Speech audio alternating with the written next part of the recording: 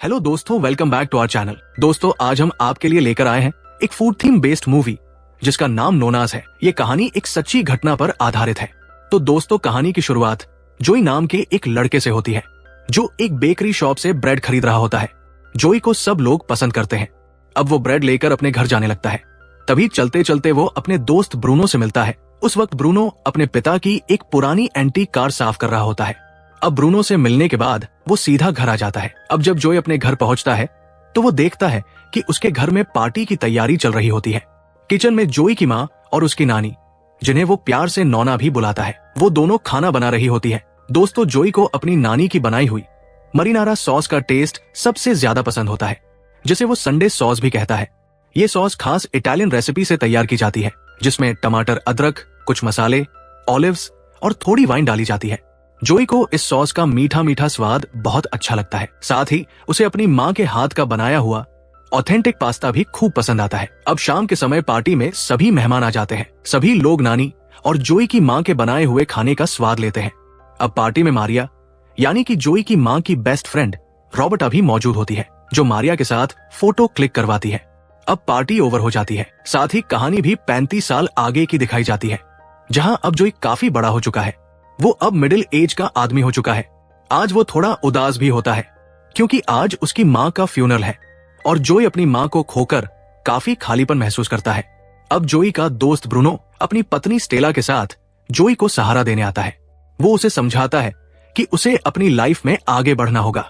Bruno उससे कहता है कि सबकी लाइफ में ऐसा होता है जब उनके अपने उन्हें छोड़कर चले जाते हैं। अब वो दोनों भी फ्यूनरल खत्म होने के बाद अपने घर जाने लगते हैं। तभी स्टेला जोई को डिनर के लिए इनवाइट करती है। तभी मारिया की हेयर ड्रेसर जिया भी वहां आ जाती है। वो जोई को अपने हाथों से बनाया हुआ केक देती है। अब जब वो लोग उस केक को खाते हैं तो उन्हें वो काफी ज्यादा अच्छा लगता है। ब्रूनो तो केक की तारीफ करते थकता भी नहीं है। अब जिया भी वहां से चली जाती है। इसके बाद ब्रूनो भी अपनी वाइफ के साथ अपने पिता की एंटीक कार में वहां से चला जाता है। अब जोई भी घर के अंदर आ जाता है। उसे घर में काफी अकेलापन महसूस होता है, इसलिए वो अपनी माँ और नानी की स्पेशल डिशेस बनाने लगता है, लेकिन वो उन्हें अच्छे से नहीं बना पाता। अब अगले दिन जोई अपने ऑफिस जाता है, लेकिन उसका बॉस उस पर काफी गुस्सा करता है। अब काम खत्म करने के बाद वो घर आ जाता है। इसके बाद वो अपनी माँ की बेस्ट फ्रेंड रॉबर्टा से मिलता है। रॉबर्टा उसे बताती है कि वो जानबूझकर फ्यूनरल में नहीं आई थी, क्योंकि वो अपनी बेस्ट फ्रेंड को ऐसी हालत में नहीं देख सकती थी। अब जोई भी उनकी फीलिंग्स को समझता है। अब रॉबर्टा उसे एक लिफाफा देती है जो उसकी माँ ने उसके लिए छोड़ा था। अब जोई उस एनवेलप को ले लेता है, लेकिन उसकी हिम्मत नहीं होती कि वो उसे खोलकर पढ़ सके। अब कुछ दिनों बाद जोई ब्रूनो के घर डिनर पर जाता है। वहां जाकर वो खुद डिनर बनाता है। वो उन्हीं डिशेस को बनाता है जो अक्सर उसकी माँ और नानी उसके लिए बनाया करती थी। अब ब्रूनो और स्टेला को उसका बनाया हुआ खाना काफी पसंद आता है। स्टेला जोई से कहती है कि अब तुम्हें भी आगे बढ़ना होगा और अपनी माँ के इंश्योरेंस के पैसे से अपना सारा कर्ज चुकाना चाहिए और एक नई लाइफ शुरू करनी चाहिए। लेकिन जोई उससे कहता है कि वो अभी इन सब के लिए तैयार नहीं है। उसे कुछ टाइम चाहिए इन सब चीजों से बाहर आने के लिए। अब ब्रूनो उससे कहता है कि भाई तुम टेंशन मत लो, हम दोनों हमेशा तुम्हारे साथ हैं। ये सुनकर जोई काफी खुश होता है, क्योंकि अब उसकी लाइफ में सिर्फ ब्रूनो ही है जो उसके काफी करीब है। अब डिनर खत्म करने के बाद वो घर जाने लगता है, लेकिन उसका मन घर जाने का नहीं होता, इसलिए वो स्टेटन आइलैंड की मार्केट में चला जाता है, क्योंकि उसकी माँ अक्सर यहाँ सब्जी लेने आया करती थी। अब जोई मार्केट में आ जाता है। तभी वो एक ओल्ड लेडी को सब्जी खरीदते हुए देखता है, जिनका नाम एंटोलिना है। उन्हें देखकर जोई को अपनी नानी की याद आ जाती है। अब कुछ देर बाद जोई को उसकी बचपन की दोस्त ओलिविया मिलती है, जो अब एक वकील है। ओलिविया को देखकर जोई काफी खुश होता है, लेकिन तभी वो देखता है कि ओलिविया ने रिंग पहनी हुई है, यानी कि अब उसकी शादी हो चुकी है। कुछ देर बाद एंटोलिना भी उन दोनों के पास आ जाती है। इसके बाद ओलिविया उन दोनों का इंट्रो करवाती है। अब कुछ देर बात करने के बाद ओलिविया जोई से कहती है कि अब उसे जाना होगा। इसके बाद वो दोनों वहां से चली जाती है। जोई भी मार्केट को देखने लगता है। तभी उसकी नजर एक बंद पड़े रेस्टोरेंट पर जाती है। काफी देर तक उसे देखने के बाद जोई उस रेस्टोरेंट को खरीदने का फैसला करता है। अब अगले दिन वो ब्रूनो और स्टेला को भी उस रेस्टोरेंट के बारे में बताता है और उनसे कहता है कि मैंने अपनी माँ के इंश्योरेंस के पैसों से वो रेस्टोरेंट खरीद लिया है, क्योंकि मैं अपनी माँ और नानी की याद में इस रेस्टोरेंट को खोलना चाहता हूँ। अब वो दोनों जोई के इस फैसले से काफी खुश भी होते हैं और शौक भी, क्योंकि जोई ने इतना बड़ा फैसला अचानक से लेकर उन दोनों को चौंका दिया था। अब जोई उन दोनों को रेस्टोरेंट दिखाने लेकर जाता है। वो उन्हें बताता है कि वो इस रेस्टोरेंट का नाम एनोटिका मारिया रखेगा, जहां वो नानी और दादी को एज ए शेफ के तौर पर काम पर रखेगा और उनकी जो भी स्पेशल डिश होगी वो इस रेस्टोरेंट में बनाकर तैयार करेंगी और उनके बनाए हुए खाने को टेस्ट करने के बाद लोगों को घर वाली फीलिंग आए। अब ब्रूनो को उसका आइडिया अच्छा लगता है। स्टेला उससे कहती है कि इस रेस्टोरेंट को डेकोर करने का काम वो करेगी। ब्रूनो कहता है कि बाकी का काम मैं संभालूंगा। ये सुनकर जोई खुश हो जाता है। अब रेस्टोरेंट के रेनोवेशन का काम शुरू हो जाता है, लेकिन बीने नाम का एक आदमी रेस्टोरेंट के रेनोवेशन से खुश नहीं होता, क्योंकि ये रेस्टोरेंट उसके दोस्त का था और उसकी मौत के बाद ये रेस्टोरेंट हमेशा के लिए बंद हो गया था। इसलिए बीने नहीं चाहता कि कोई भी उसके दोस्त के रेस्टोरेंट का इस्तेमाल करे। अब कुछ दिनों में रेस्टोरेंट एकदम तैयार हो जाता है। जोई अपनी माँ की दोस्त रोबर्टा, एंटोलिना और टेरेसा को रेस्टोरेंट का शेफ बनाता है। अब वो तीनों अलग अलग तरह की डिशेस बनाती है जो खाने में लाजवाब होती है। अब जोई अपने रेस्टोरेंट का मेन्यू बनाने का डिसाइड करता है। तभी वो देखता है कि उसके रेस्टोरेंट में खाने के लिए तो काफी सारी डिशेस है, लेकिन डेजर्ट के तौर पर उन तीनों शेफ ने एक भी डिश नहीं बनाई। अब डेजर्ट के बारे में सोचकर जोई को अपनी माँ की हेयर ड्रेसर जिया का ख्याल आता है, जो काफी अच्छी स्वीट डिश बनाती है।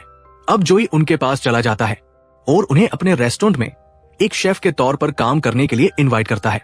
पहले तो जिया मना कर देती है, लेकिन बाद में वो अपनी दोस्त को याद करते हुए हाँ कर देती है, क्योंकि ये रेस्टोरेंट उसकी दोस्त की याद में बनाया गया है। अब जिया भी उनकी टीम में शामिल हो जाती है। अब जोई उन चारों से कहता है कि अब हमें अपने रेस्टोरेंट का मेन्यू तैयार करना होगा, इसलिए आप लोग अपनी फेवरेट डिशेस को तैयार करो ताकि हम ये डिसाइड कर सके कि हमें कौन कौन सी डिश अपने मेन्यू में डालनी होगी। अब वो सब अपने काम में लग जाती है। अब रॉबर्टा भी अपनी एक डिश तैयार करती है, जिसे पकने के लिए वो उसे ओवन में रख देती है। अब जो डिश तैयार हो चुकी है, जोई उन्हें टेस्ट करने लगता है। जोई वो सब काफी अच्छी लगती है। अब इसी बीच एंटोलिना और रॉबर्टा के बीच लड़ाई शुरू हो जाती है और लड़ाई की वजह से रॉबर्टा का ध्यान ओवन में रखी हुई डिश के ऊपर नहीं जा पाता और उसमें आग लग जाती है। ये देखकर वो सब डर जाते हैं। अब जोई जल्दी से आग को बुझाकर सिचुएशन को कंट्रोल कर लेता है। अब जोई उनसे कहता है कि आप लोग घर चले जाओ। इसके बाद वो सब अपने घर चली जाती है। अब जोई रेस्टोरेंट को साफ करने लगता है। तभी ओलिविया भी वहां आ जाती है। अब ओलिविया भी उसकी हेल्प करने लगती है। काम करते करते वो दोनों काफी सारी बातें करते हैं। इसी बीच ओलिविया बताती है कि जब से उसके पति की मौत हुई है, तब से एंटोलिना ही उसका ध्यान रखती है। ये सुनकर जोई शॉक हो जाता है, क्योंकि उसे तो लग रहा था कि ओलिविया अपने पति के साथ रहती है। इसी वजह से उसने अपने दिल की बात ओलिविया को नहीं बताई थी। इसके बाद वो दोनों ऐसे ही अपनी पुरानी बातें एक दूसरे को बताने लगते हैं। अब कुछ दिनों बाद फूड एंड सेफ्टी ऑफिसर जोई के रेस्टोरेंट में इंस्पेक्शन करने आता है। अब ब्रूनो भी जोई के साथ होता है। तभी ऑफिसर उनसे कहता है कि वो उनके रेस्टोरेंट को सर्टिफिकेट नहीं दे सकता, क्योंकि उनके रेस्टोरेंट में अभी प्रॉपर सेफ्टी नहीं है और हाल ही में यहाँ आग भी लगी थी।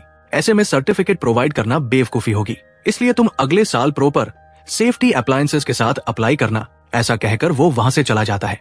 अब वो दोनों उदास हो जाते हैं, क्योंकि बिना सर्टिफिकेट के वो इस रेस्टोरेंट को नहीं चला सकते थे। लेकिन ब्रूनो जोई पर काफी ज्यादा गुस्सा करता है, क्योंकि रेस्टोरेंट में आग लगने वाली बात जोई ने उसे नहीं बताई थी, क्योंकि ये रेस्टोरेंट उन दोनों ने मिलकर खोला था। ऐसे में इतनी बड़ी बात उससे छिपाना ब्रूनो के लिए किसी धोखे से कम नहीं लग रहा था। अब उन दोनों के बीच बहस शुरू हो जाती है। जोई उससे कहता है कि तुमने इस रेस्टोरेंट में जितना भी पैसा लगाया था वो जल्द ही वापस कर देगा। अब ब्रूनो गुस्से में वहां से चला जाता है। अब शाम को जोई ओलिविया को घर पर बुलाता है। वो उससे मदद मांगते हुए कहता है कि उसके रेस्टोरेंट का सर्टिफिकेट इश्यू नहीं हुआ है, जिस वजह से वो अपने रेस्टोरेंट को नहीं चला पाएगा, और अगर ऐसा हुआ तो उसकी सारी मेहनत बर्बाद हो जाएगी, इसलिए तुम इसमें मेरी मदद करो। अब ओलिविया भी उसकी मदद करने के लिए मान जाती है। अगले दिन जोई अपने चारों शेफ को बुलाता है और उनसे कहता है कि वो अपने रेस्टोरेंट को बंद करने वाला है, क्योंकि उन्हें सर्टिफिकेट नहीं मिला है। अब ये सुनकर चारों दादी दुखी हो जाती है। तभी ओलिविया उसी ऑफिसर के साथ वहां आती है। वो ऑफिसर जोई को उसके रेस्टोरेंट का सर्टिफिकेट दे देता है। दरअसल ओलिविया ने अपने कानूनी कौशल से हेल्थ इंस्पेक्टर से सर्टिफिकेट इश्यू करवा लिया था। अब सर्टिफिकेट को देखकर वो सभी काफी खुश होते हैं। अब जोई सर्टिफिकेट को लेकर ब्रूनो के पास जाता है, क्योंकि अनजाने में उसने अपने जिगरी दोस्त को काफी भला बुरा बोल दिया था। जोई ब्रूनो से माफी मांगता है और ब्रूनो भी उसे माफ कर देता है, क्योंकि वो भी जानता है जोई दिल का काफी साफ है। अब उन दोनों के बीच फिर से दोस्ती हो जाती है। इसी बीच स्टेला वहां आ जाती है। वो जोई को बताती है कि ब्रूनो ने अपने पिता की पुरानी कार बेचकर इस प्रोजेक्ट के लिए पैसे कलेक्ट किए थे। ये सुनकर जोई काफी इमोशन हो जाता है। अब अगले दिन उनका रेस्टोरेंट फिर से शुरू हो जाता है। जोई और उसकी टीम दिन रात मेहनत करके अलग अलग डिशेस तैयार करने में जुट जाती है। नानी, एंटोनिला, टेरेसा और जिया अपनी अपनी खासियत के साथ हर डिश को परफेक्ट बनाने लगती है, क्योंकि कुछ दिनों बाद उनके रेस्टोरेंट की ओपनिंग होने वाली थी। लेकिन जैसे जैसे रेस्टोरेंट की ओपनिंग का दिन नजदीक आने लगता है, उन सबकी प्रॉब्लम भी बढ़ने लगती है, क्योंकि स्थानीय लोगों में से कुछ लोग अब भी नए रेस्टोरेंट को लेकर खुश नहीं थे, जिसमें बीने भी शामिल था। वो शुरू से ही जोई से काफी नाराज था, इसलिए वो जानबूझकर बार बार जोई के लिए मुश्किलें खड़ी करता रहता है। वो मार्केट में अफवाहें फैलाता है कि इस रेस्टोरेंट की वजह से उनका नुकसान होने वाला है। अब कई लोग बीने की बातों में आ भी जाते हैं। अब रेस्टोरेंट की ओपनिंग हो जाती है, लेकिन कोई भी उनके रेस्टोरेंट में खाना खाने नहीं आता। ये देखकर जोई की टीम का मनोबल गिरने लगता है। अब जोई उन सबको समझाते हुए कहता है कि आप लोग परेशान मत होना, कोई बात नहीं अगर कोई भी हमारे रेस्टोरेंट में नहीं आया है। इस पर वो सब जोई से कहती है कि तुम भी परेशान मत होना, हम सब तुम्हारे साथ हैं।